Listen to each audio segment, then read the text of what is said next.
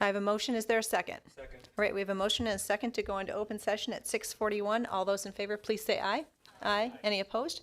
Motion carries 5-0. Okay, we are in open session, so we'll move right to C, consent calendar. We have the normal items on our consent calendar, plus I will read the following donations. $2,489.75. So I will entertain a motion for the board to go into open. I was monitoring. Oh, sorry. I was like, I'm hearing my voice. All right, donation amount of $2,489.75 from Friends of Oregon School District for a cool grant for the multilingual. And then a donation of $8,515.64 for paying for Avid Tutors, the Be a Mentor Program Coordinator, and a cool grant for the Black Student Union from Friends of Oregon School District. So thank that entity for those important donations. Okay, I will entertain a motion to approve the consent calendar. A second. All right, we have a motion and a second. Katie, could you please read the roll? Dr. Lakuta? Yes. Dr. Bush? Yes. Mr. Pankratz? Yes. Ms. Wright? Yes. Ms. Flanagan? Yes, motion carries 5-0. Moving on to D, information items. Do we have anyone registered for public comment? Okay, is there anyone here for public comment? Last time, is there anyone here for public comment? Okay, seeing none, we will move on to OEA report. Nate, please come on up for the OEA report.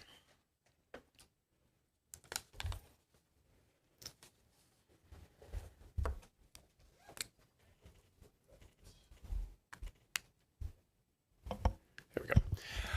Hi, I'm Nathan Johnson. I'm a science teacher at the high school, and I'm here tonight in my capacity as a board member for the OEA Board of Directors. With two items on the agenda tonight, both the 23-24 Collective Bargaining Agreement Teacher Educator Compensation Plan, as well as the 23-24 Employee Handbook. I just wanted to stop by and follow up and say a few words on those two matters. Even though we don't entirely agree always in exact detail between the district and the teachers here, we really genuinely appreciate the collaborative and collegial atmosphere we have here, where teacher voice is valued, where we're all pulling for quality education for our students in our district. And I wanted to acknowledge all of you on the board, acknowledge the school district administration and our community for the support of education in this district. It's phenomenal, and it's what makes Oregon so special. And I especially wanted to recognize our community support, that they really do support recruiting and retaining teachers, not only for our district, but in the profession is one of the battles we're fighting right now. And this year, we're still feeling the enormous value of the referendum that our community passed in being able to fund education to the level that we need to. So I really want to say a thank you to the community as well. For their support of education, because without a supportive community, we could not do the work we do here. So thank you, everybody, for our collaborative relationship, and I would urge you to both approve the CBA compensation plan and employee handbook tonight. We've been appreciative of being valued and part of that process to reach those. All right, thank you, Nate. All right, moving on to D3, student report. Since we are almost in school, we will have students joining us at the board meeting pretty soon. All right, so that brings us to our action items for this evening, some pretty important ones. So we'll go to number 1, which is the approval of the tentative agreement with the Oregon Education Association for the 23-24 collective bargaining agreement. So I will turn that over to Dr. Bergstrom. Thank you. We're very excited to be able to bring this to the board tonight. And as you heard from Mr. Johnson, this has been a collaborative and collegial effort. And I think Ms. Jonan will describe it in more detail for you. Thank you. So we are seeking 2 motions tonight from the board. One would be to approve the tentative agreement, and the other would be to approve the educator compensation schedule for the 2023-24 school year. So I would like to echo what Mr. Johnson shared. We engaged in multiple sessions with the OEA on bargaining what's called base wages. That is the only topic we are allowed to bargain under state law. And so in talking with the OEA about that and looking at our comparable districts, there are districts around us that were able to do 8%. We did not have the funds to be able to do that. And talking through that, I would say that the OEA expressed great appreciation for the community in approving the referendum.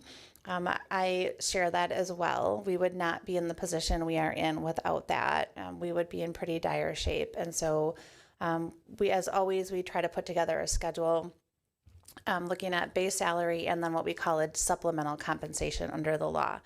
So I'll start with the tentative agreement first. So what we talked about is base wages increasing by 4.5%.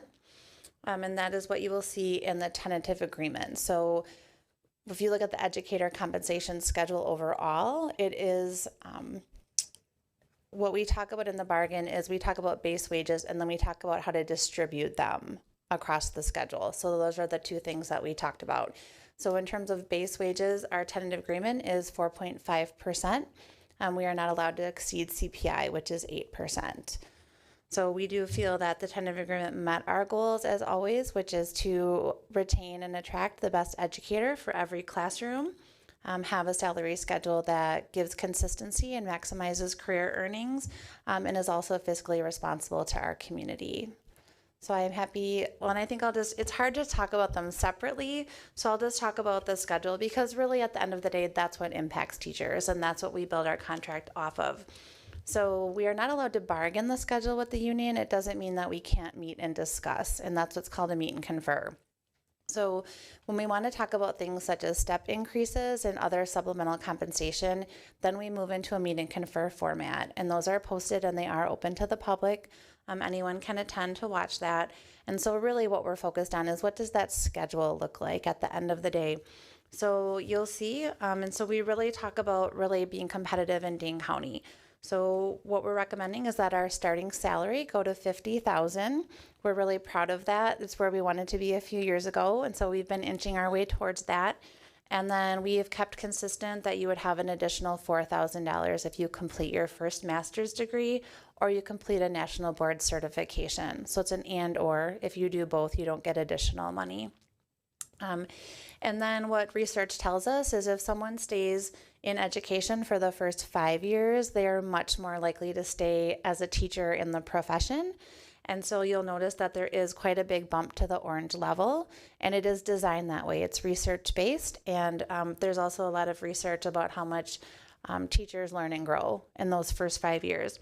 So we're recommending that when teachers jump to that orange level, it goes up to $58,000 and then $62,000.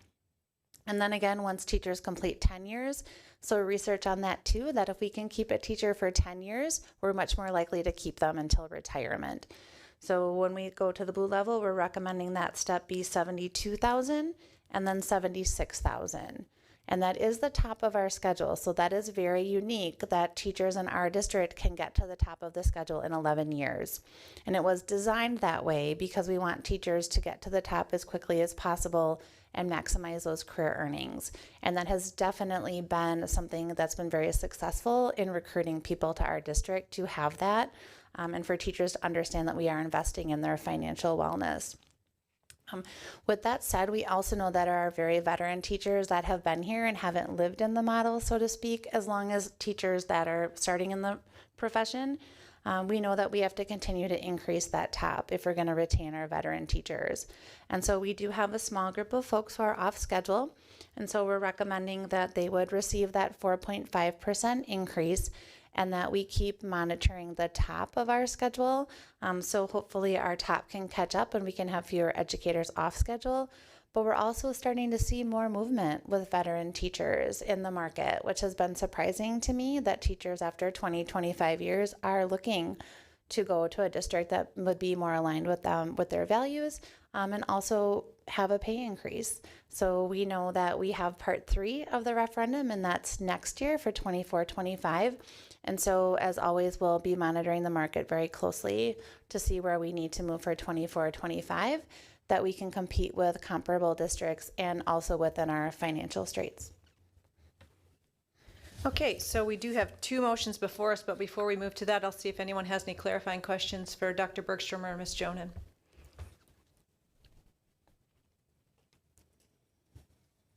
All right, hearing none, I will entertain a motion for the first part of that, which is the approval of the tentative agreement. I'll make that motion. All right, do we have a second? Okay, we have a motion and a second. Any further discussion? Go ahead, Troy. Yeah, I'll just jump in here, really kind of speaking to all 3 of these agenda items regarding compensation. I guess want to make it really clear to the community that all of these, and we've spent quite a bit of time digging into the details in the previous 3 or 4 weeks here, but I just want to make it clear to the community that all of these increases are within our $3 million recurring referendum for year 2, and that we will not be exceeding that amount that the voters have approved for salary increases. Regarding the 8% on the CPI, I think we're all in agreement. We would love to be closer to that than we are. But when we set up the referendum over a year and a half ago, we were predicting what CPI would be, and of course, that was we did the best we could, but we're not quite there. So. I really appreciate Mr. Johnson's comments from the OEA and the support that they have, and it's a mutual feeling that I really appreciate the working relationship that we have, and we have a next year to go, so we've got one more year to make adjustments, and we'll certainly be looking at our comparables. So, but I just wanted to really emphasize the fact that all of these increases are being done within the amount that was approved by the taxpayers. Thanks, Troy. Any further discussion or comment?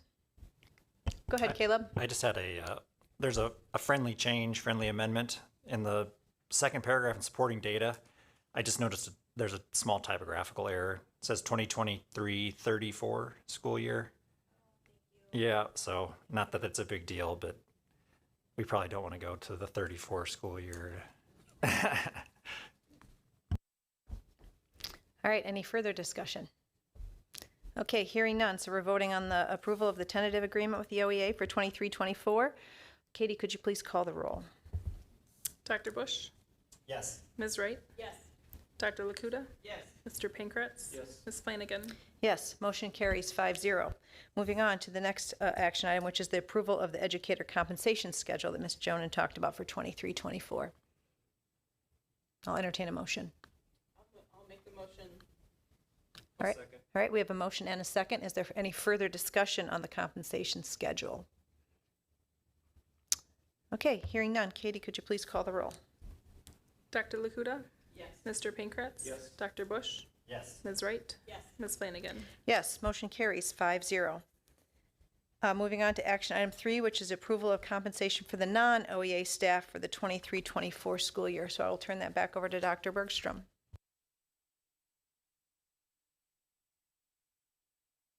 Thank you. So for this this particular item, our goals are really the same, which is attraction and retention of excellent people and to provide the wages that allow us to do that. And so this particular motion would be in reference to our licensed non-rep, and those are people who are licensed by DPI but are not represented by the Oregon Education Association. And district support, and these are salaried people who are not licensed by DPI, but they provide critical support, such as the director of food service, director of finance, etc., and then the administrators. And so once again, we are trying to accomplish the same exact thing for another group of our important staff, and I'll turn it over to Ms. Jonan. Thank you, Dr. Bergstrom. So we are seeking a motion tonight to approve the wage and salary increases for the non-OEA staff for the 23-24 school year. So similar to what we talked about with the tentative agreement is that we're recommending a 4.5% wage increase for the non-OEA staff, plus any market adjustment that is warranted based on comparable districts. And similarly for support staff, you can find that schedule in the current schedule is in Appendix A, and the new schedule that's recommended is in Appendix B. And so those amounts are increased by 4.5%. So staff would receive a minimum of a 4.5% increase. For hourly staff, if they received a step, they would receive more. And just to remind everyone how you move from step 1 to step 2 as an hourly staff person is the completion of probationary period. That's a successful completion. So with that, I would open it up for questions. All right, we can put a motion on the floor and then have discussion. I'll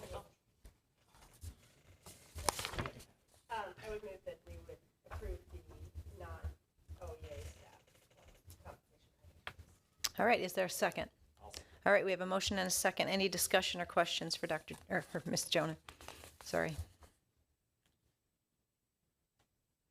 All right, hearing none. Katie, could you please call the roll? Ms. Wright? Yes. Dr. Bush? Yes. Dr. Lakuta? Yes. Mr. Pankratz? Yes. Ms. Flanagan? Yes, motion carries 5-0.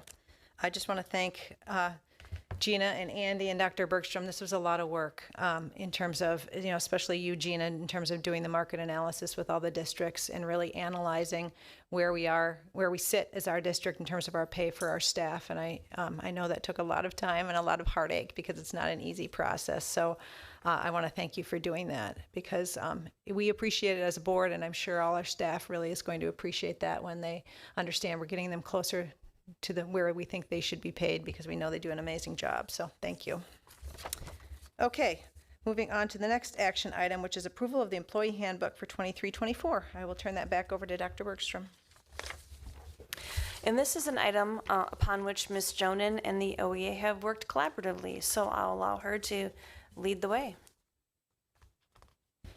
Thank you. And I really want to thank Mr. Johnson and his committee because we have spent a number of hours in the summer together with his staff, which is, their break time, and that is all volunteer time by them. And so greatly appreciated all of the meetings that we bargained, met on the compensation schedule and talked about the handbook. So thank you, Mr. Johnson, and please thank your team.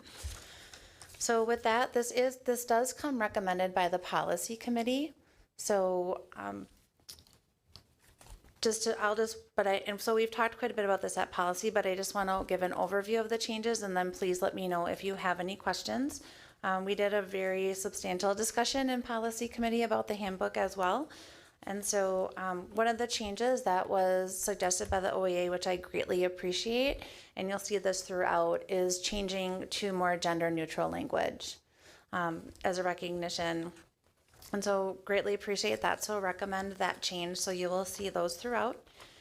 And then in terms of, I'll just try to highlight some of the main parts, and we can go back if you have questions about any of the parts. But I would say one thing that I really want to highlight, and this is not a change, it's how we practice, but it's something that can be really confusing for staff. So you'll see on page 20 and 21 that we are trying to explain better that our staff who are on part-time contracts about how we pay holiday pay and professional development days that are on the calendar. And so how we do that is we use their FTE. And so for example, if it's a holiday and let's say it's Memorial Day and they are a 0.5 FTE, we pay 4 hours of holiday pay in their contract for that holiday. Similarly, if professional development is on a Friday and they don't normally work on Fridays, we still in their contract include that as a 0.5 FTE or 4 hours of pay, so that it evens out throughout the school year. And we get a lot of questions about that, and so we did add several examples to try to make that more understandable. Let's see, let's page through this. And then, okay, so you'll see that on page 28, that was the holiday language that I was referencing. Use of sick leave, we are asking that there be at least 2 school days notice for use of sick leave so that we can better help to cover those absences. Obviously, that's where it's possible. We understand if you're not feeling well, you don't always know that in advance. But if you know that you have medical appointments, etc., that we'd like to ask for 2 school days notice. And that does mirror the language for personal leave as well. One thing that is in addition to that language is that if you are on a telehealth appointment at school, like for example during your prep time, that you would not need to use sick leave for that. We have seen a big increase in telehealth with our healthcare systems, and so we'd like to accommodate our staff that feel comfortable doing that at school, that they don't need to take sick leave, since it does help us too if they stay on campus. That could mean that they're out of the building for fewer hours. So that is a change. One of the things that is not a change in the use of sick leave or personal leave, but we wanted to make it clearer in the handbook, is that if a staff member is going to be gone during the student day, other than their lunchtime, that they do need to use leave to be gone during that time. So we do get questions from staff about, well, it's my prep time, why do I need to take leave? And that's really to be consistent across the district, because not all staff have the same prep time. So you can imagine if you have an 8-hour prep or a 6-hour prep next to lunch, that you're going to be using less leave than if you didn't. And who has those prep times is really a function of our schedule. So, and that's been that way during the entire time I've been here. We just keep trying to make that clearer for staff. Another change you'll see on page 37, and this is one of our bigger changes, but we hope that it's helpful for staff, is that IRS has issued new guidance that for sick leave banks, that we can have a sick leave bank that crosses hourly and salaried staff. And so what we're proposing, instead of having many different sick banks for all of our staff, that we go to 3 sick leave banks. One would be the certified professional staff, except for administrators. Another would be for the non-certified professional staff and hourly staff, and then a third bank for administrators. So that would allow us to have a larger pool of folks in the different banks.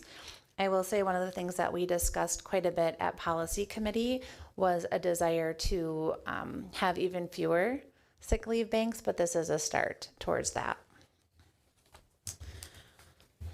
Yeah. And then we also talked about mirroring the contract language of moving staff to a 24 pay cycle. That was a change that the board already approved in the individual teacher contract.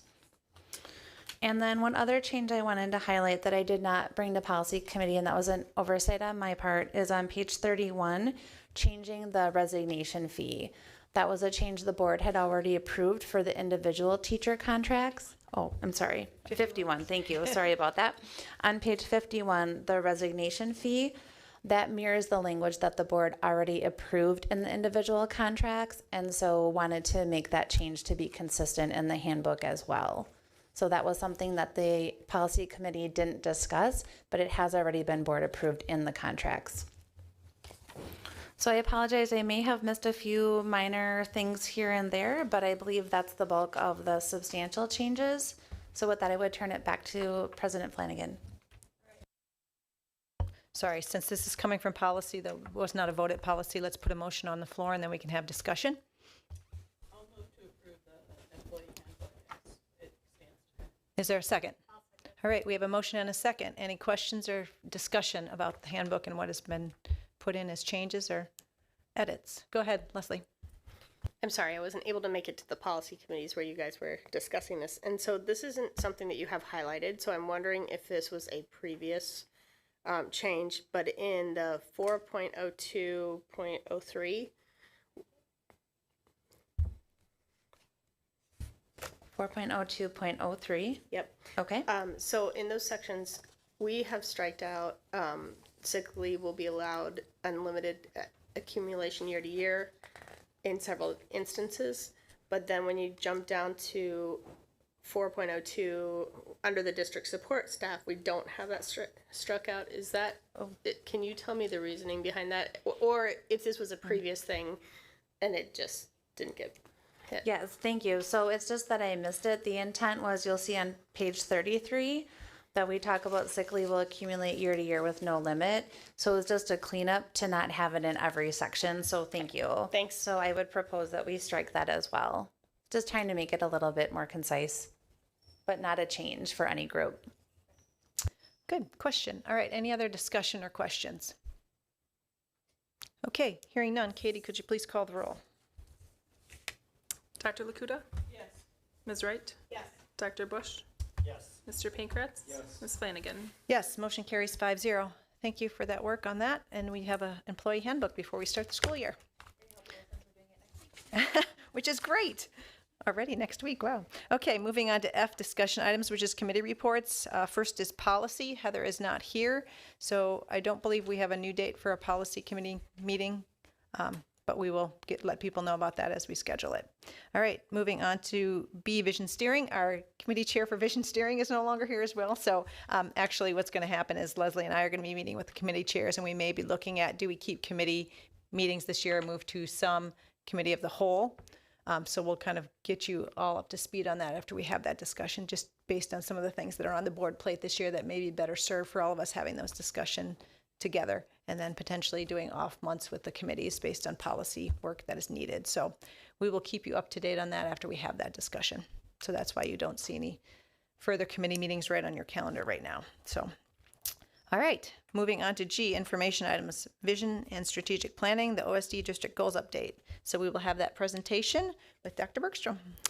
And we are very excited to be able to talk about this tonight because this is something we've been working on for many months now and honing our thinking with different feedback cycles. So if we go to the graphic that you've seen many times before, this is a slightly reduced version. You'll see that along the side, we have some updated information regarding the adoption of some of our key pieces. Can you believe the mission was adopted in 1989? It has been useful for us for a very long time and provided a certain level of consistency. However, then by 2016, we begin to articulate the fact that we are guided by some values, 5 values in particular, and those 5 values were adopted through the board paper, The Path Forward. And then in 2022, there was the adoption of Portrait of a Graduate, which really serves as our vision. What is our purpose? What are we trying to accomplish? And that, of course, is Portrait of a Graduate and what we want for our students. So that has led us into a strategic planning calendar. So many of you will remember that you adopted some priorities back in May, of 2022. We did some data analysis over the course of this entire year, several iterations of goals, making them better every time. I think we spoke to you about one of our drafts when we had a work session in May of 2023. And then the administrative team went to something called the SAIL Academy that is sponsored by ASA, the Association for Wisconsin School Administrators, that really allows teams at various levels, school and district, to come together and create some systemic coherence. And we'll be talking to you a little bit about the process that we utilize through SAIL that led us to the goals we'll be sharing tonight. And then, of course, at SAIL, we created something called 100-day plans.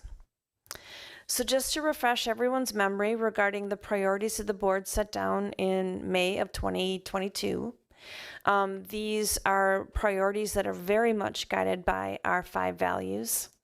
And, well, we've got a little technical glitch, but we'll keep going. And they are the priorities that the board will have in place for 3 years. There could, of course, be some tweaking, but it'll be 3 years. And with those priorities, we have then taken all of this, the mission, the values, the vision, the priorities, and we've begun to develop goals. And it looks like it may just be a little bit before those pop back up on the screen.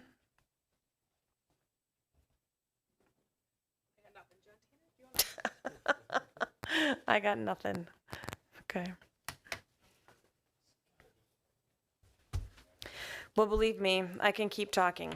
So we'll go through the slides, and if they come up on the screen, I'll feel wonderful about it. There we go.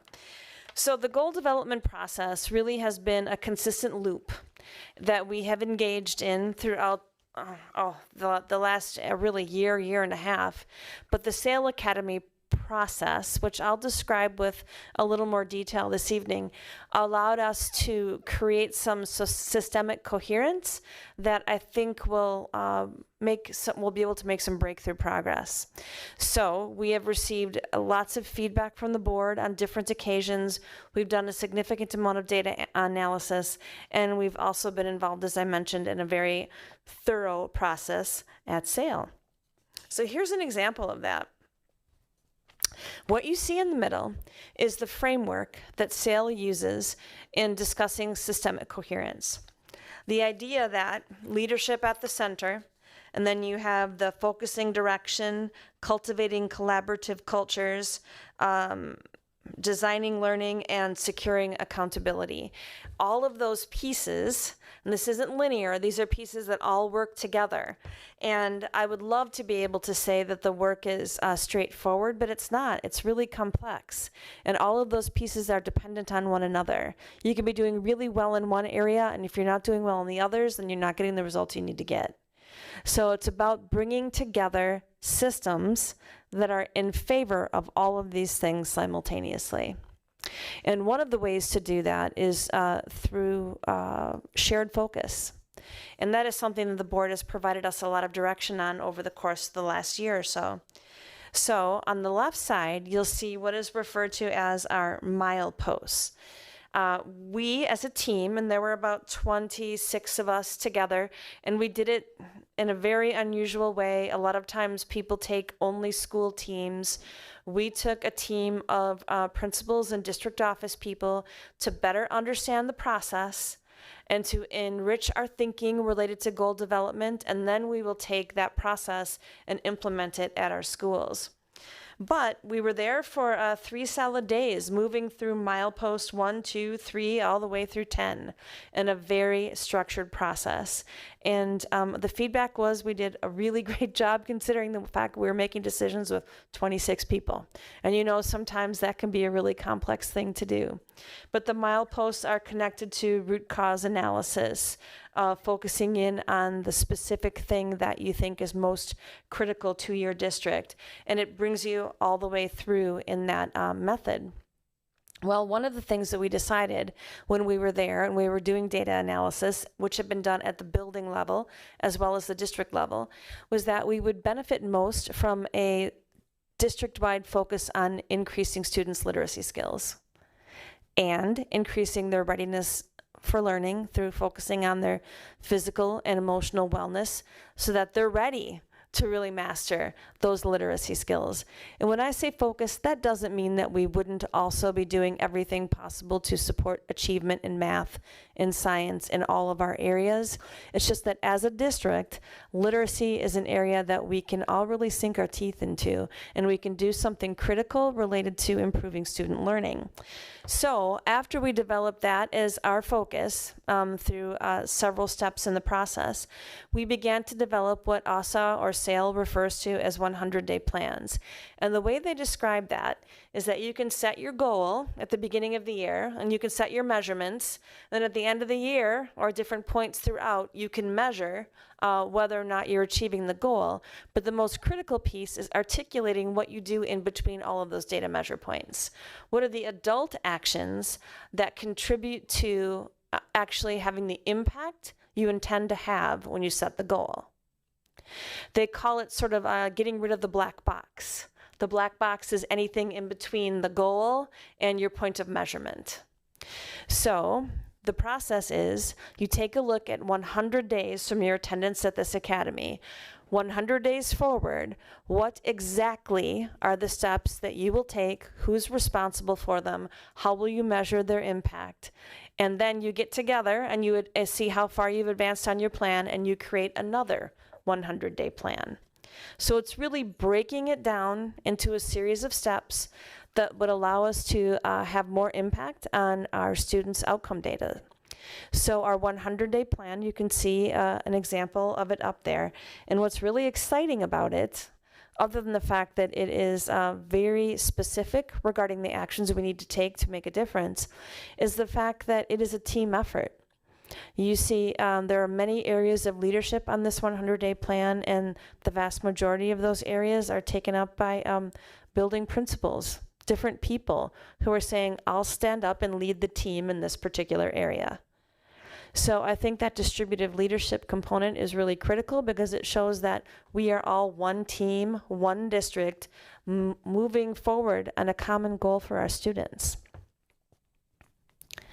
Part of this process was the development of a district theory of action related to literacy and readiness for learning through focusing on physical and emotional wellness. So as many of you are very familiar, you can look around the room, I think, and see examples of the fact that our high school has had a theory of action for, I think, 8 years, maybe 9, that has really guided their actions. And our schools have developed theories of action over the course of time also. However, what we did as a district is we developed one that we will all adhere to. It doesn't diminish the importance of an individual schools, but it's saying as a district, this is where we will focus our time and our resources. And we elevated specific actions because there are many things that have a positive impact on students and literacy. So we determined what we believe to have the most impact on student literacy. So you can see that we begin with our if statement at the top. If we ensure that each and every student has access to rigorous, relevant, and engaging learning experiences based on grade level academic standards, if we facilitate professional learning for K-5 ELA teachers and reading teachers in letters, language essentials for teachers of reading and spelling, then teachers will have the capacity to make instructional decisions that are aligned with the science of reading.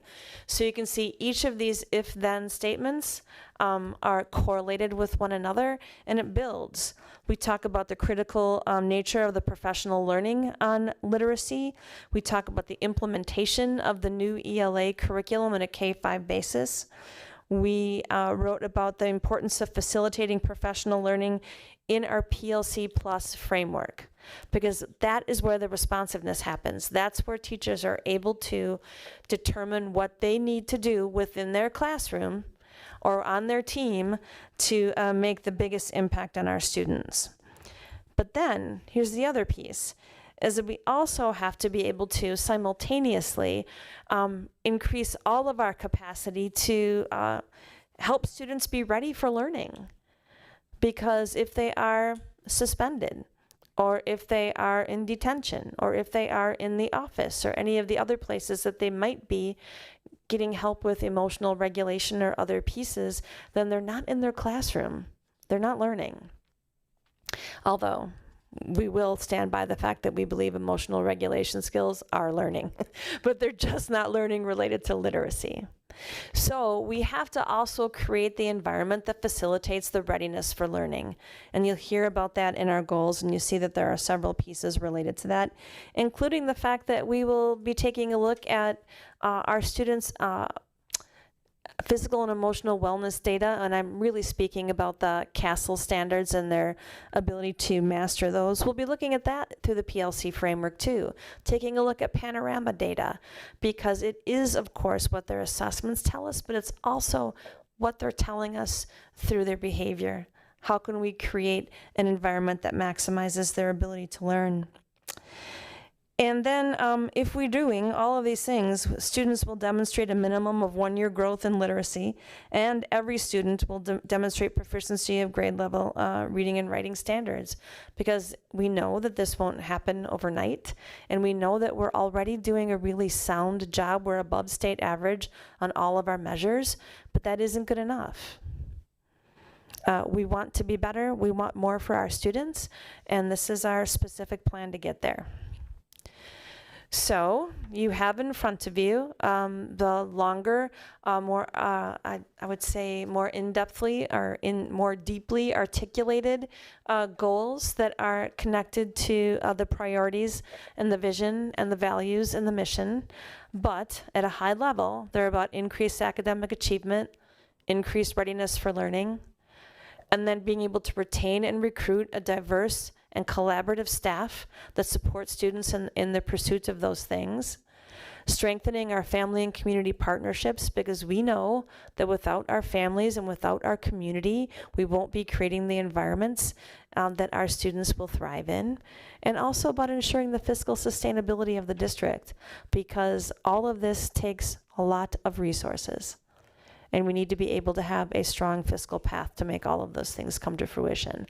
So, first we'll talk about goals 1 and 2, and we're going to have a team come up to share this. Dr. Weidensee, our special education director, Darcy Krieger, who is the assistant director of teaching and learning, and John Tanner, our director of teaching and learning.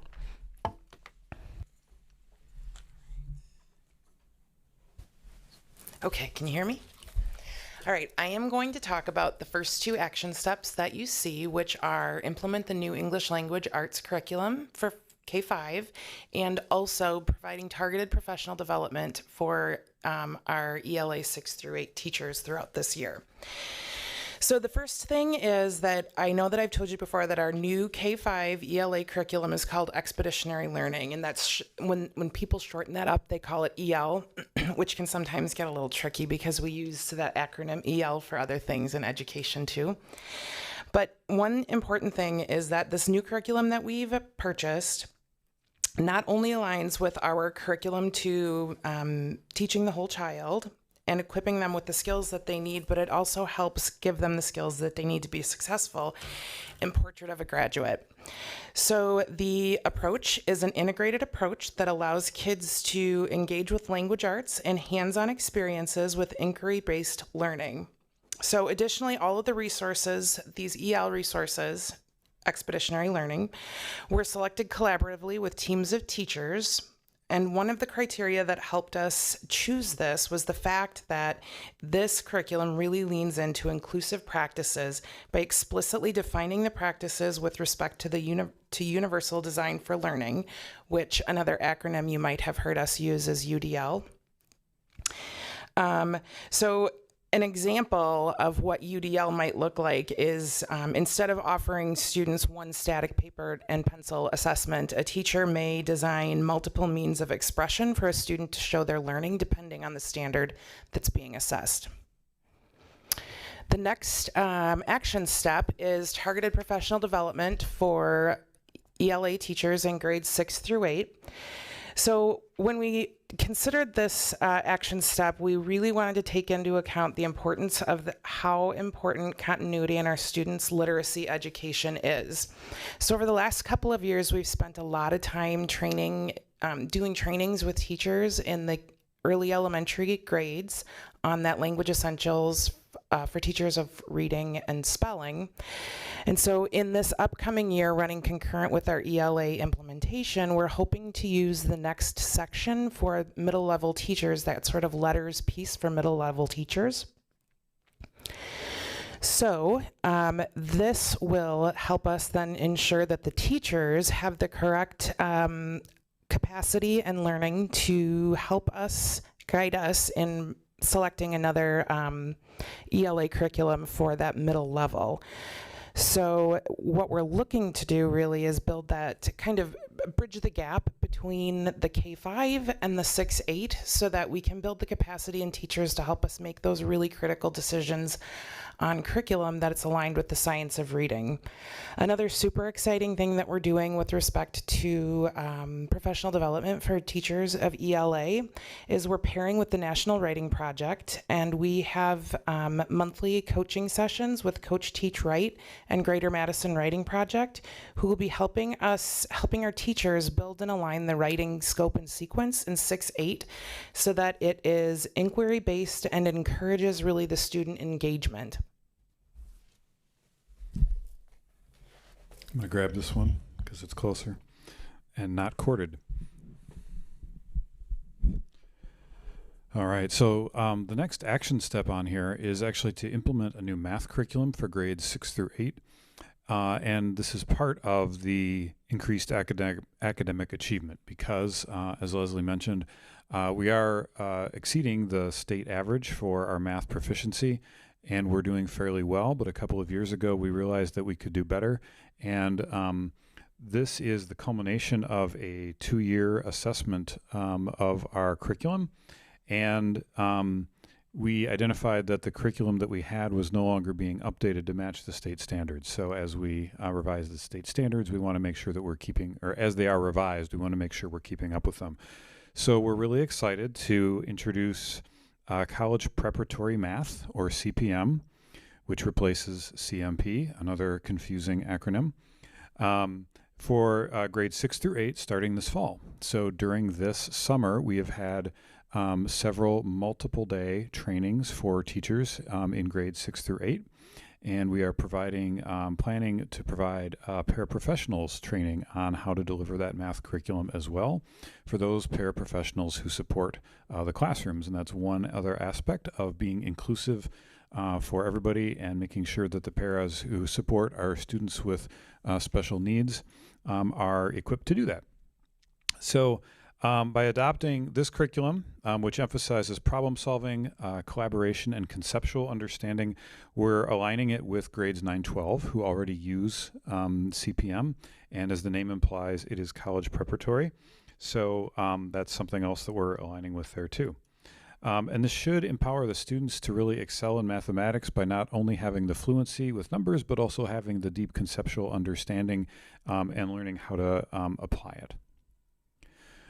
The next action step is to establish a regular curriculum review process. As I mentioned, this was a curriculum review process for math and for ELA. And one of the things we've heard from staff is, hey, we would be really nice to know like when the next one is going to come up. And so what we've started to do is develop a plan for that, because we know that high quality, standards aligned, responsive curriculum is really necessary for meeting the changing needs of our students. So we're implementing this regular curriculum review process that's aligned with DPI's standards review calendar, because they have a cycle as well where they adopt new standards and then they say, hey, these are the new standards.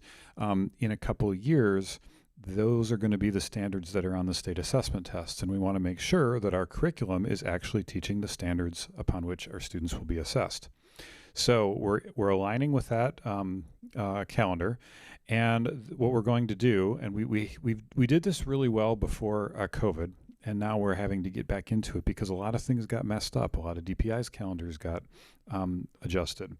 So what we're doing is we're convening representative teachers, both representative of like various schools, grade levels, depending on the curriculum area, to review the new standards and understand them first, to evaluate the current instructional programs that we have, both materials and curriculum, to identify areas for improvement or to meet the new standards that have been adopted, to make necessary adjustments, and then perform a multi-year implementation. And DPI helpfully has a multiple phase recommended implementation that can take, it's not really prescribed how many years, but it can take like from 1 to 3 years to actually do the implementation. So this ongoing process will ensure that our curriculum remains relevant, effective, aligned with the current academic standards, and best practices in education, because we will look at the teaching practices that are involved as well. So this reflects our commitment to continuous improvement and excellence in teaching and learning, because we want to make sure that we are continuing to provide our students with the skills and knowledge that they will need to be successful. Thank you. As Leslie mentioned, one of the other things that we're doing is creating collaborative cultures in the schools. And to that end, we are talking about the enhancing professional learning communities at each school. So PLCs are collaborative teams of educators who work together to improve student outcomes. And we're enhancing them by increasing our support and resources and training, and that includes for the administrative team. We're all also reviewing PLC work so that we are able to support our staff in the best ways possible. The initiative we anticipate will lead us to have more effective teaching practices, more inclusive strategies across the board, and increase student achievement by doing so. That will also create a greater sense of community within the schools. That requires us to do some deliberate work in terms of scheduling time for our educators to work together, to review the student data, and to provide, some expertise among the staff to work together. So, for example, our special educators have occasionally been parts of the teams. We want them to be more regular participants in the PLC work. True also for our interventionists and for our EL and our ESL and bilingual teachers. They all have a great amount of expertise, as do our highly qualified educators. So putting them together and putting their heads together allows them to work through some strategies that will meet then the learning needs of the students who are showing some gaps in their achievement. So that is another thing that we are hoping to really work through and to increase our time in those professional learning communities to increase that achievement. What questions do you have for us about this first goal of increasing academic achievement? Go ahead, Troy. On the staff professional development, I'm just wondering what what measures will be used to drive those PD topics to improve student achievement, kind of looking past maybe this initial implementation of some of the new curriculums, but what are the measures that are going to be used to drive the future topics for PD? Well, as you mentioned, some of the curriculum adoptions have their own professional development in that. And well, one thing that's going to help drive that is, for example, in the math CPM training, they actually have a coach from the company who's a practiced educator, who comes in and does coaching observations of teachers and coaching sessions for 2 years, and will offer suggestions, coaching for those teachers, but also suggestions for us about how we can increase their proficiency. Some of the other professional development is going to be around things like how do you actually operate effective PLCs using one particular model? So the PLC Plus model is what we use. And so part of our 100-day plan is to identify what are the look for or the observable components of an effective PLC Plus meeting when it's happening with teachers.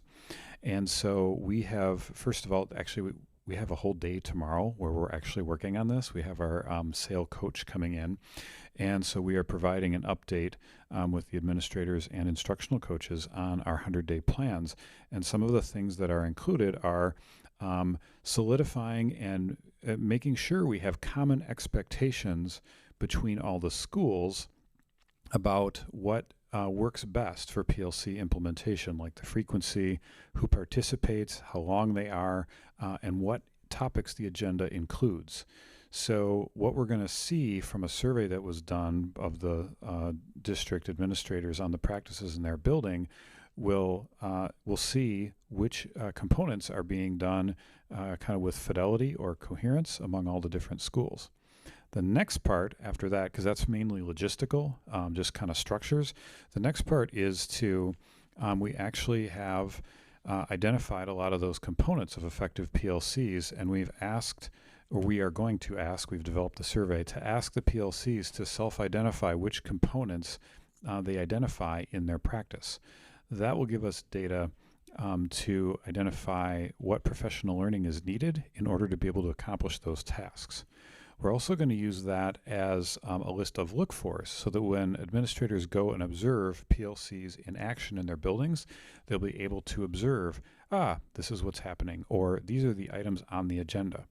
And that, again, gives us the ability to know what training is needed and possibly what coaching is needed, because sometimes it's not so much the knowledge of what needs to happen, it's the coaching and how to actually do that. And that's going to be training not just for teachers, but also with instructional specialists, like Candace mentioned, because one of the goals is to have greater presence and contribution of those teachers in the PLCs, so that when we analyze student data, we can proactively and collaboratively develop solutions and techniques for making sure that the curriculum and the learning is accessible to all the students, and doing that proactively instead of reactively. So that's kind of the PLC Plus idea. There are some other things that are articulated through the SAIL model, and we're going to be working on those.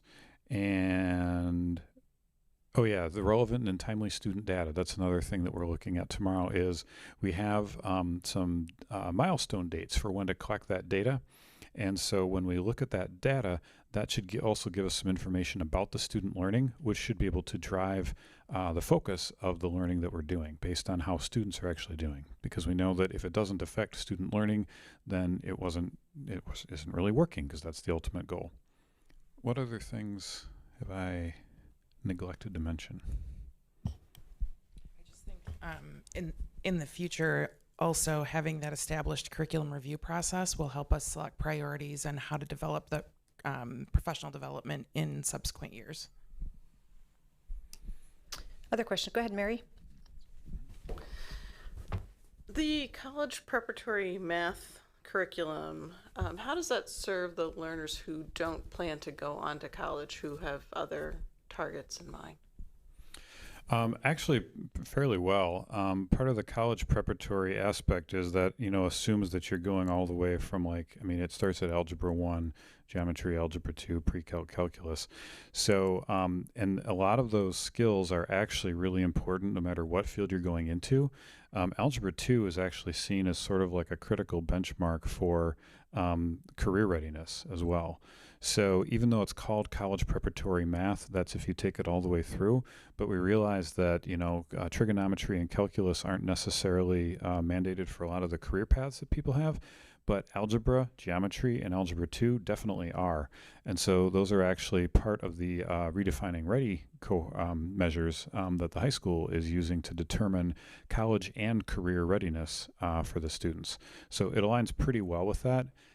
It's just kind of an interesting misnomer, that says college preparatory, but and that actually aligns with some of the language that's been used over years, because I think when they invented the name, everybody was talking about college ready, and now the shift has been made to say college and career ready, because we know that it's important, and the goal isn't just to send everybody to college, because that's not what every student wants or needs. Go ahead, Leslie. First of all, thank you for all of this hard work, because this is a lot.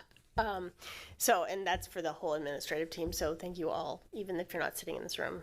Thanks for doing this. I do have a question on when we're talking about adding to the PLCs and making sure the specialists are involved. And I know that that's a time and juggling commitment. And I'm not sure if you guys are the ones to answer this, or if this is a question for Leslie. What are we doing to ensure that we're not adding an additional burden onto our teachers and our specialists, so that they still feel they can be effective and have that kind of time that they can really be with their students and actually work with that? I'll start, and anyone else can jump in. One of the things that is important about that is one of our action step goals here is to reiterate to staff the importance of PLCs as a way of doing the work, not an additional thing with the work. Because we know that in order to provide students with effective and timely feedback, we need to be analyzing student work. We also know that we have a credible amount of expertise within our staff, and so we benefit the most from working with the experts along with us. What staff have often asked for is more collaboration time. And that came to light especially during COVID, when Wednesdays were collaborative days. And we have not found, we don't have an early release or a late start or Wednesdays free from students to be able to collaborate. But PLCs are, research shows that they are a very effective way for staff to collaborate. So if you don't use them well, it can seem like an additional thing, and we're focusing on doing them really well based on research, based on the feedback of our staff wanting to collaborate, and by including more of the instructional specialists to make sure that we're meeting every student's needs. It will be a change. It will be additional effort. However, we're starting small. We're not like saying everybody's going to participate in every one. We're doing some baby steps so that we can make some incremental changes as we go, because we know that we don't want to overload people. But all of this is part of one narrow focused goal and being really specific about what we're spending time on. And so we're trying to not add anything more, but we're trying to do what we already do really well. And we've already been doing PLCs, and we know that we can do them even better. So hopefully it won't be perceived as yet another thing, but it'll be, we're going to do this thing, and we're spending the time, and we're going to get even more bang for our buck by doing it in a really strategic way. Any other questions? Okay, I just have two.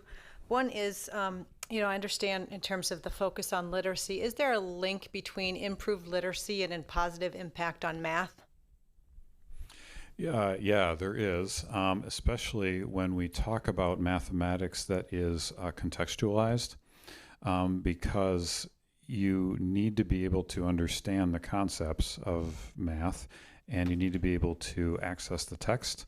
In fact, one of the things that we've been really careful to do is, as we're implementing a new math curriculum is to make sure that we have resources for our emergent bilingual Spanish speakers, because it is there is a lot of language involved in it. And so that is one of the things, because it is fairly language dependent to be able to do things realistically and in context and applied, which is how you would find math in the real world. You don't just have a flashcard that pops up in front of you. You actually have to take concepts, articulate them, conceptualize them, and then turn that into a mathematical model that models the real world and then solve it. So yeah, there is a correlation there. You can still be really good at math and still struggle in reading, and vice versa.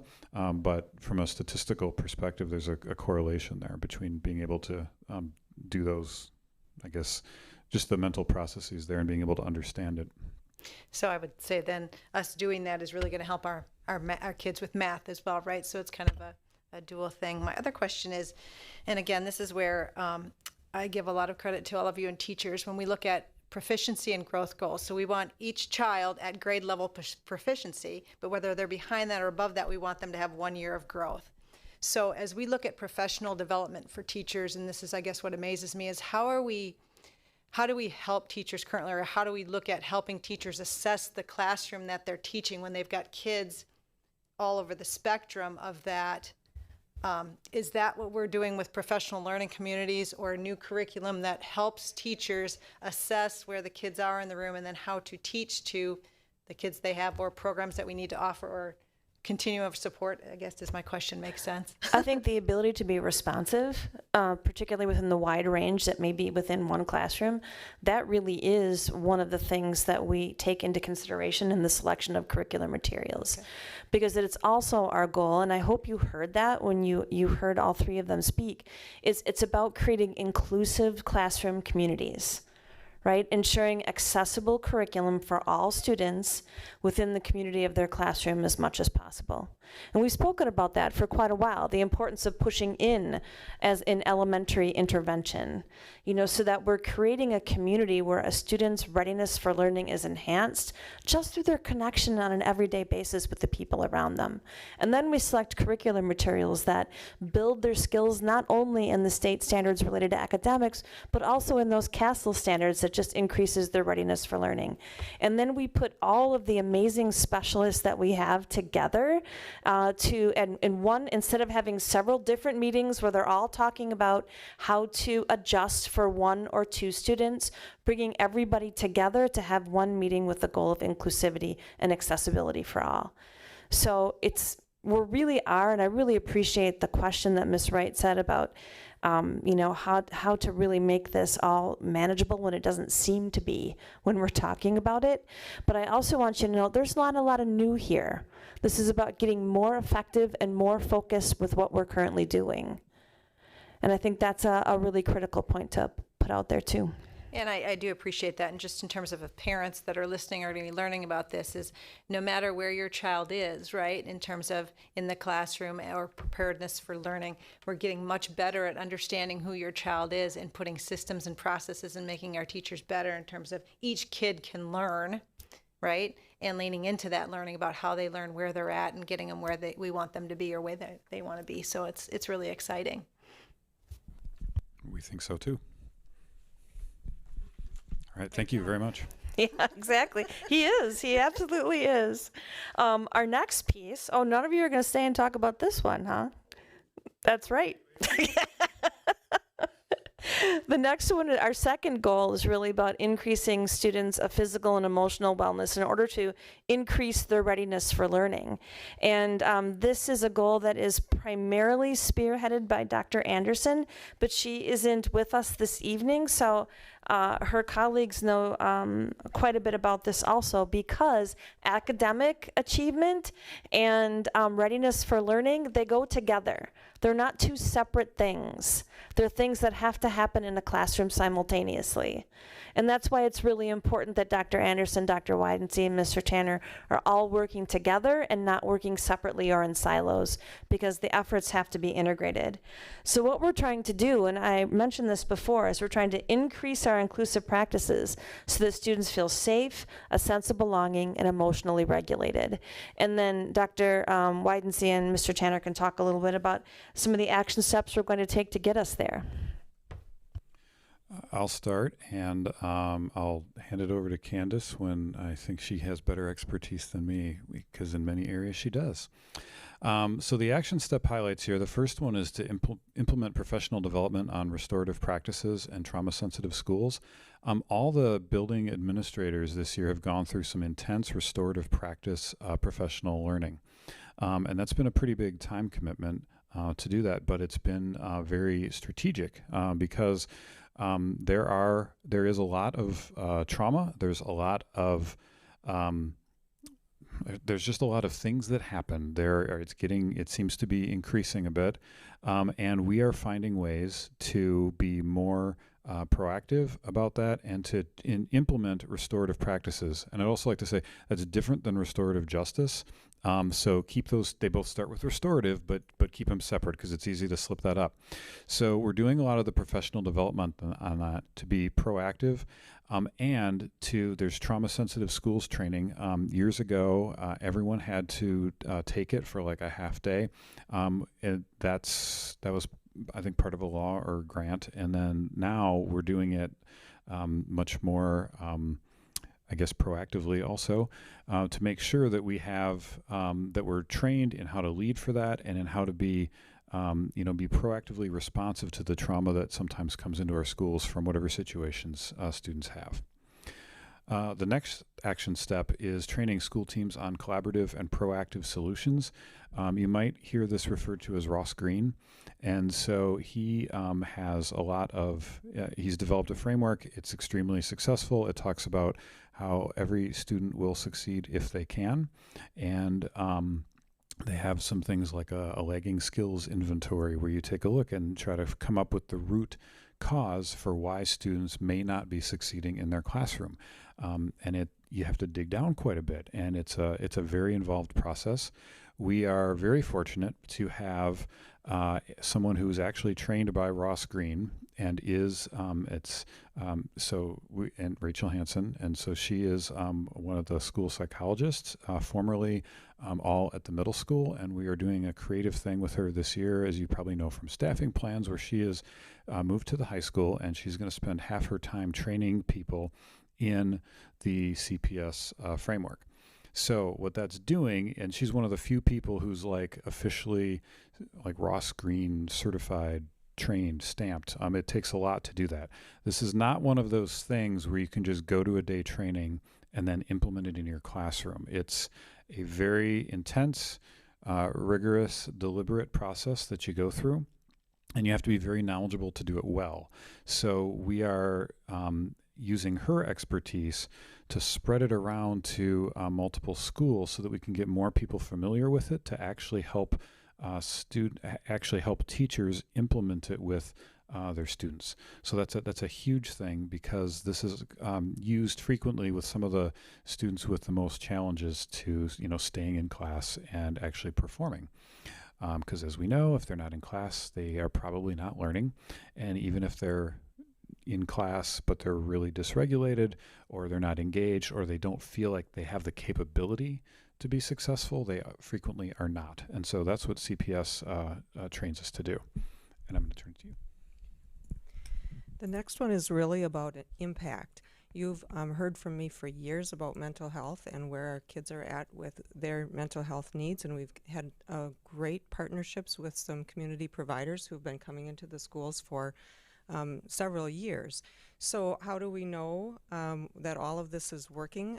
That's really what Dr. Anderson has been focused on with the staff, with the student services staff, and that's what this bullet item is about. figuring out ways to determine what's the impact of all of that. How do we know that all of these kids that are going to therapy are coming back and it's having an impact on them, or what we're doing in our social emotional learning standards is having an impact. So she's working with the student services staff to develop ways to figure out what is that impact of all of the support and resources that we're putting into student mental health, because we for sure want to know that we are seeing an increase in attendance, or we're seeing a decrease in referrals to the office, or kids know better how to have their needs met or regulate themselves or whatever it is, right? So it's really about learning how to determine what is the impact of all of that work that people are doing.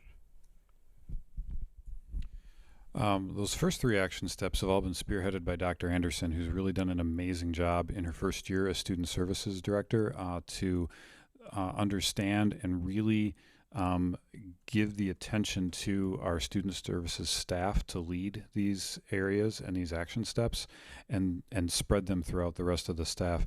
The fourth part is enhancing the school safety procedures, and this is actually something that Andy and Larry Mayo have been leading. So they are conducting tabletops at each school. That's been happening during the summer. It's labor intensive. It takes everybody to be there, and sometimes it can be kind of emotionally draining too, to actually think about what would you do in a really horrific situation. But we know that it's better to be prepared by facing that before it happens, so that you have that framework to go for it. I can't answer any questions about the National Incident Management System, so if you have any of those, I'll have to give it to Andy. So I guess go ahead and ask any questions you have about our second goal here of increased learning readiness. Anyone have any questions? I just have one. For the protocol to communicate and analyze student therapy, I'm wondering if we can expand that to other things, like potentially the Be a Champion mentor program. So things that are, I guess, additional, that potentially are designed to provide benefit to students, keeping them in school, helping them, achieve academically. So we're just wondering if there's things in addition to student therapy that when you develop that protocol, that we can potentially add some other things in there that we can get some feedback on if these things are really the right things to do and if they're helping kids. I certainly think that's a possibility. Sorry, Leslie, go ahead. Waving your hand. Sorry, that was, I thought this earlier and then I forgot about it and then back to it again. So I just learned about the restorative practices this past school year. And so I feel like that's something that a lot of parents that might be watching don't really understand. Can you maybe give a really brief example of maybe what that might look like in certain situations? I know, sorry, that's a big catch. I'm trying to think about an example. Do you have one off the top of your head? Well, I just did the training last week.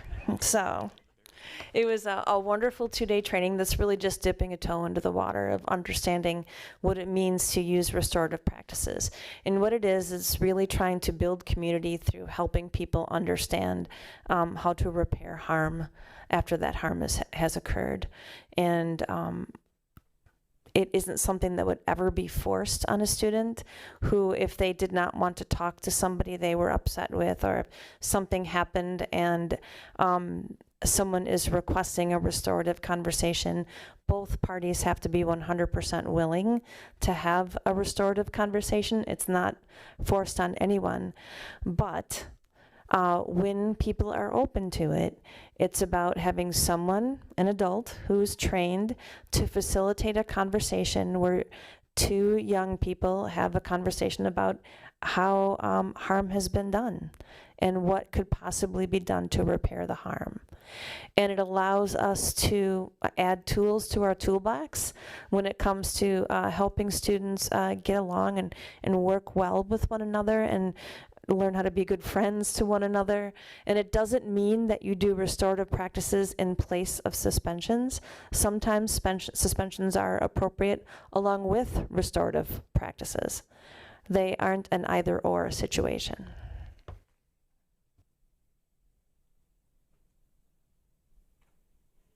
Any other questions? Okay, thanks. All right, thank you, everyone. Now we're moving on to goal 3. The first 2 were about what we need for our students, right?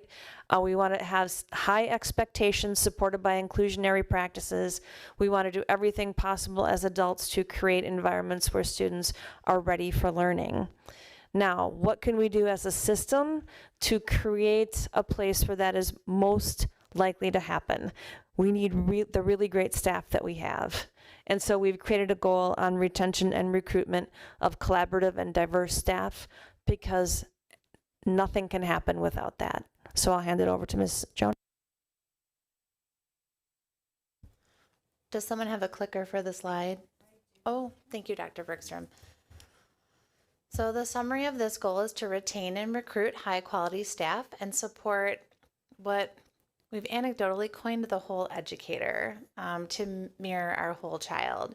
And so I really talk about, if you think about that airplane analogy, that they tell you to secure your own mask before securing others, because it's a good reminder that we can take care of each other's best when we're taking care of ourselves.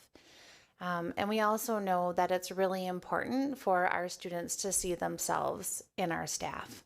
So in terms of what our action step highlights are, is that we want to retain our high quality staff. And so one of the things that I do is I monitor our turnover data every year.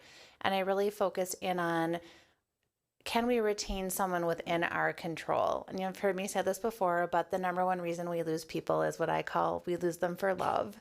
That either they're following a partner or they're staying home with their new child. And so it's pretty hard to compete with those things. So I do focus on, well, what can we control? You know, if we have a social worker who works here and takes a job at Monona Grove as a social worker, then I look at that's something we could have potentially controlled, and would compensation or culture have made a difference? So we continue to monitor that. We do, I'm proud to say we have one of the lowest turnover rates of comparable districts. Then always trying to increase the diversity of our staff to better reflect our student demographics. And so that is also something that we monitor. It is voluntary for staff to report demographics, and most of our staff do. Some choose not to, and that's okay. So looking at those metrics every year as well. Another thing we really want to focus on, and Mr. Weiland has helped tremendously with this, is to support our staff's financial wellness. By focusing on the percentage of staff that contribute to individual retirement accounts. Many of our staff are eligible for the Wisconsin retirement system, but most financial planners would say it only replaces about 50% of the income you'll need in retirement. And as we know with savings, is the earlier you start, the better off you can be. So looking to educate staff on why it's important to contribute to those, that WRS may or may not be enough. And starting early, and that every little bit helps. And then finally, and this one is really important, is with the airplane analogy, is really working on strategies to improve the work-life balance to support well-being and mental health. And I think this goes to what Ms. Wright was asking earlier, is that there's a lot of things on our plate, and how can we try to take some of those off, or give time to do the things that we know really impact student achievement. And so part of that would be working with GHC to talk about what are the things we can focus on that really increase mental and physical wellness, but then also looking at that work component piece and the stress of being in education and the demands, and how you can really take home the struggles that that your children are experiencing, right? Your students are experiencing, and how do you handle the weight of that as a caring and professional educator. What would you add, Dr. Bergstrom? Only that when we were in the Vision Steering Committee, we spoke about the fact that the last thing that Gina discussed might be a good committee to form to look at what is sustainable, or what we need to do to create sustainability within the profession, not just the Oregon School District. Any questions for Gina? All right. Thank you. Then Ms. Mundinger is going to come up and talk about Goal 4, strengthening family and community partnerships. Now, what I think is really important to note is that all of us know that collaboration with our community must be integrated into all that we're doing. And Erica will talk a little bit about that. Is that on? Is that working? Okay. Ooh. So our overall summary of this goal is to offer meaningful engagement and collaboration opportunities for our families because it's one of our values. It's strengthening family and community partnerships, and we know how important that it is to connect with our families so they feel like they're a part of our district and they have a say in what's going on. So highlighted action steps here are to offer at least one community engagement and collaboration opportunity per goal. So of those 5 goals of the overviews that we're going through, at least one. So we can get feedback and kind of have that review cycle. Another is to create and promote the resources to help students, to help families help their students support their learning. So for example, the literacy goal, we want to have a whole bunch of resources that we share with families so it's clear on what they can do to help. That's one of the things I believe in our surveys that we had some feedback on, is that people aren't always sure what to do. So we want to help with that. And then again, another highlight is to showcase the learning and the things that are connected to our plan that we're trying to do, make sure that the people see how it's going, and we'll use our communication channels to do that. What else would you add, Dr. Bergstrom? It's a quick summary. It is, but I think you hit upon the important pieces. I think we have many things that are already in the works related to community engagements. It's actually one of our favorite things to do, but we also realize that it's one of the most important things we do, because without our community, we are not nearly as effective as we would like to be for our students. I really appreciate that you put families and community in there, because we know that we have a community that's our school district families, but the larger community is investing in our school district, which they've done through a referendum. But we also know we have community ed, and so the larger community is can be really engaged in our school district too. So I appreciate you making that differential, including both of those. Any other questions for Erica? Thanks, Erica. Okay, thank you. And our final goal is really on ensuring fiscal responsibility. And this is the goal that Andy stewards, although it really does relate to all of us, particularly the one about aligning resources, if you want to start there. You bet. So one of the things that we're undergoing is a process to look at our policies and practices related to this, making sure that things are aligned. We are working with a group out of Chicago called the Governmental Financial Officers Association to kind of look at that. But we do have an internal metric that we can kind of see how well we do right now, and that's in a staff survey that we do each year that kind of basically makes sure that the staff feel like they're properly resourced with the types of tools that they need to do their jobs. So that's one of the components that's out there. The other thing that we're working on doing is continuing to assess and look at both our bond rating, which we are assessed on annually. That's a great external evaluation component to make sure that we are maintaining our bond rating so that when we do issue debt, our constituents get the best possible interest rate available. And then also adhering to our board policy, which we've had in place for a couple decades now, and checking that every year to make sure that our fund balance is at an appropriate level so that we can cash flow the school year without having to go out and short-term borrow to make ends meet. We are also working toward developing a rubric for our maintenance plan that we have, our 5-year plan that we kind of brought to you last year, refining that a little bit, making sure that we have some of those projects out there that maybe don't have funding sources yet, but making sure that they're connected to the plan as well, and making sure that we're kind of following along with everything we need to in that direction. What questions do you have for me? Any questions for Andy?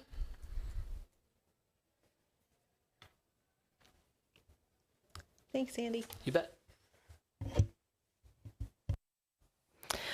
All right. So as far as the summary of our goal report, You have some of the more nitty-gritty details in your packet that you can peruse.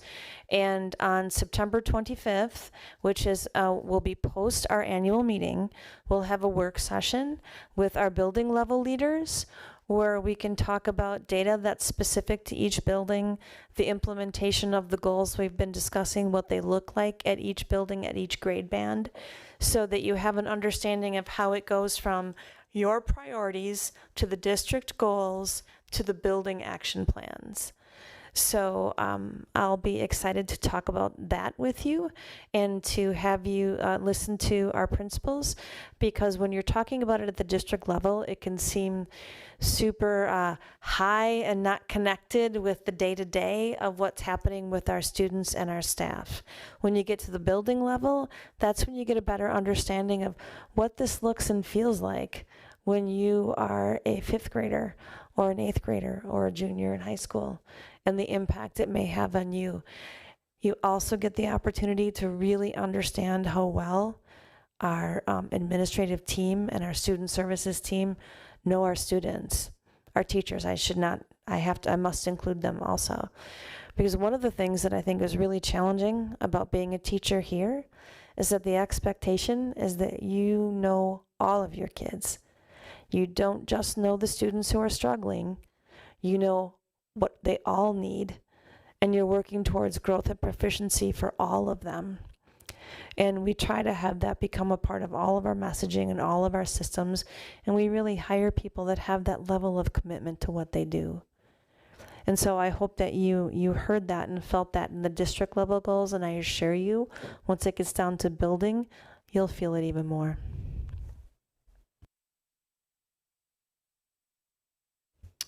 Any questions for Dr. Bergstrom before we move on to superintendent's report? Okay. All right, so district registration is open, everybody. So all of our Oregon families have received an email from our registrar this past Thursday, August 10th, with instructions about annual online registration. Registration must be completed for all students, both new and returning. This process is very important because it ensures we have the most updated contact information for our families, students' health information, etc. And during the process, families can also view school handbooks, pay fees, add money to school meal accounts. So any information about registration is available on our website, OregonSD.org/registration. And this page also includes FAQs and more details for those who'd like to read more. We're really excited about the fact that school is going to start soon. It's always fun to have kids back in the building. Now, speaking of back to school, it can be very busy, probably one of the most busy months for parents. And it's difficult to know where to find all the information that you need in order to organize the lives of your children as they're going back to school. So there are a number of resources that are available here. You can see them on the screen, and they can all be accessed by going to the front page of our website. So just some examples of the important information: registration, traffic safety, the food, the nutrition, school breakfast and lunch programs, transportation information, safety, how to talk to your kids, what the portrait of a graduate looks like, especially if you're starting here, right? If you're bringing your child to 4K or to kindergarten and you're new to the district, taking a look at that really should show you what it is we're trying to do inch by inch, starting with 4-year-olds. And also a place to look at what's available for our podcasts. And this last podcast was all about Beauty and the Beast, the Oregon Straw Hat Players. And all the people you see here are alums. They're all coming from the Oregon School District, and they're staying within the community and continuing to contribute by being a part of Straw Hat Players. We have Jordan and Dwayne and Kyle, and they put together a really fun production. So I was able to spend Thursday night there, and we were really proud of all of the Oregon alumni who were a part of that. because it just shows all the talent that's in this community.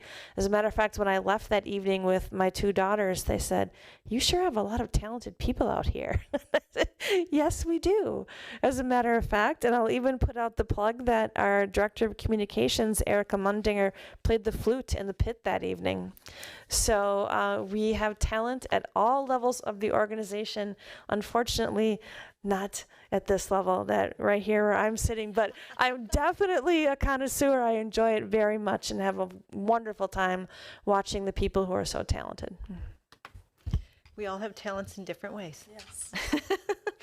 All right, that brings us to H, closing future agenda. So we will gather back here in 2 weeks on the 28th, and we'll have lots of fun things to discuss that evening as well. But if you have anything particular that you'd like to see on the agenda, please let me know. And then moving to checkout, we will go around the room and see if anyone has anything for checkout. Leslie, we'll start with you. Caleb? Mary? No, thank you. Troy? Okay, I will entertain a motion to adjourn. Is there a second? All those in favor, please say aye. Aye. Any opposed? We are adjourned. It's 5-0. The motion passes. We are adjourned at 8:10. Thanks, everybody.